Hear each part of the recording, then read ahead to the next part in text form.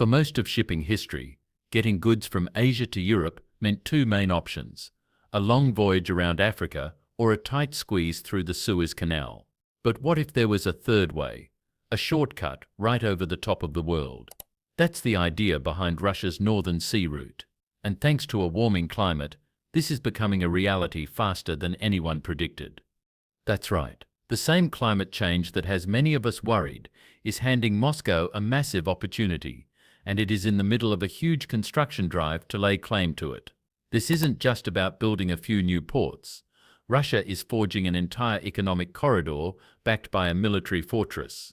The goal is to reroute a significant chunk of global trade through a region once considered a permanent frozen wasteland. So, to understand why this is all happening now, we first have to look at why it never happened before. The primary challenge, as you might expect, was the brutal climate. With intensely cold winters and short summers, establishing permanent settlements was a monumental task. But for construction, the real nightmare is the ground itself, permafrost. Building heavy infrastructure on ground that thaws and refreezes is a massive engineering headache. Then there was the sea ice. For most of the year, the Arctic Ocean was choked with thick, impassable ice, making any kind of reliable maritime trade a non-starter.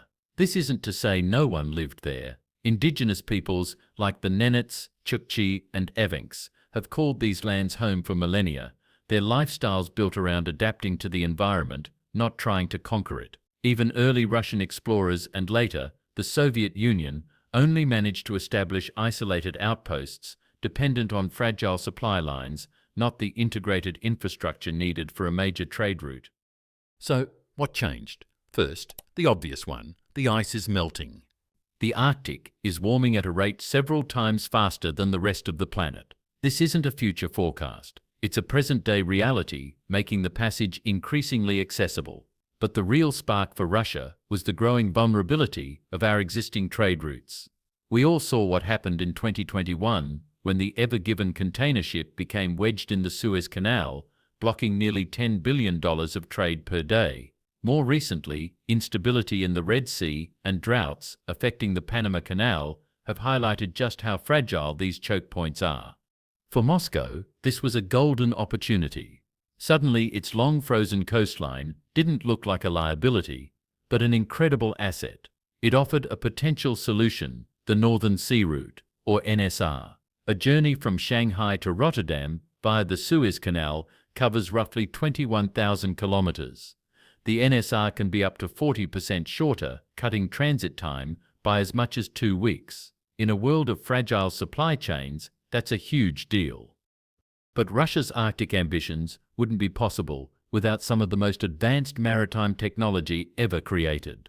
At the heart of this transformation are engineering marvels that most people have never heard of, and technological systems that are quietly redefining what's possible in one of Earth's most hostile environments.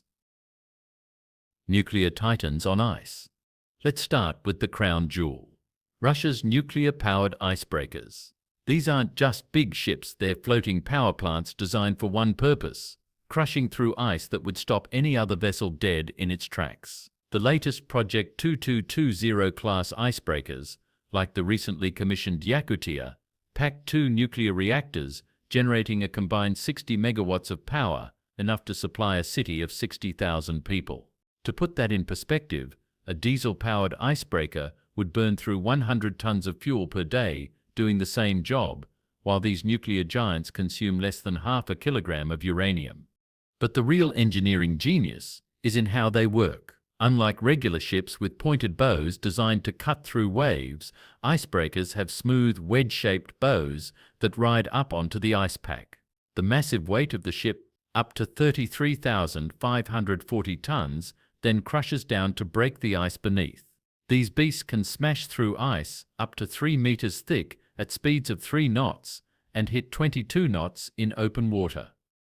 With the Arctic thawing and global trade routes under strain, Russia launched one of the most ambitious infrastructure projects in modern history. The centerpiece is turning the NSR into a year-round, international trade superhighway. The government is pouring immense resources into this, And while cargo traffic of nearly 38 million tons in 2024 fell short of President Putin's target of 80 million tons, the upward trend is clear. Rosatom, Russia's state atomic energy corporation that oversees the route, has plans for traffic to exceed 85 million tons by 2028. To make this happen, you need some serious hardware. Russia is home to the world's only fleet of nuclear-powered icebreakers. These massive vessels, like the new Project 2220 class, are designed to smash through ice up to 3 meters thick, clearing a path for conventional cargo ships. New ships are being built, including a future super icebreaker named Rossiya, to ensure Russia's dominance in ice navigation. Alongside this, new deep-water ports are being constructed and expanded in key locations like Murmansk. Powering this expansion is the region's staggering wealth of natural resources. The Arctic is estimated to hold about 22% of the world's undiscovered oil and gas, and Russia's portion is enormous.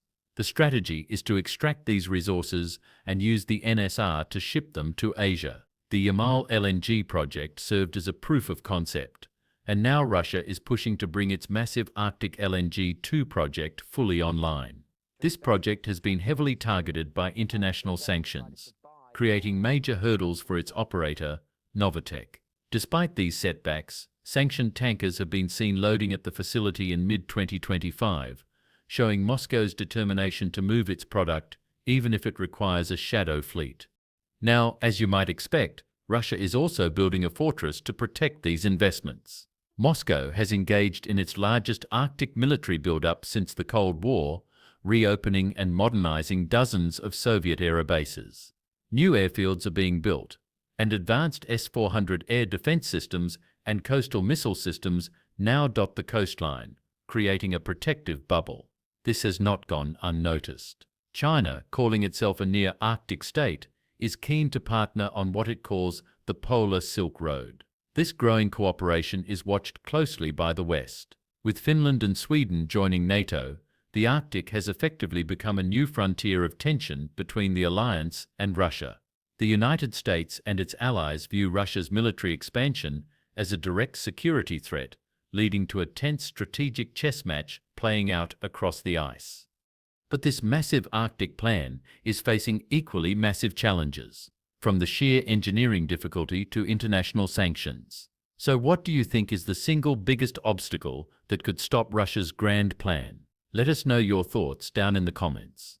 For centuries, Russia's Arctic coast was defined by what it lacked. Today, it's being redefined by what it has: a strategic location, immense resources, and a government willing to bet billions on its future. Moscow is pouring a fortune into the belief that it can tame the Arctic, and in doing so, reshape global trade. The Northern Sea Route is no longer just an idea on a map. The icebreakers are sailing, and the military bases are operational. But the future of this endeavor is far from certain. Will the immense costs be justified? Can the technology overcome the still brutal environmental challenges?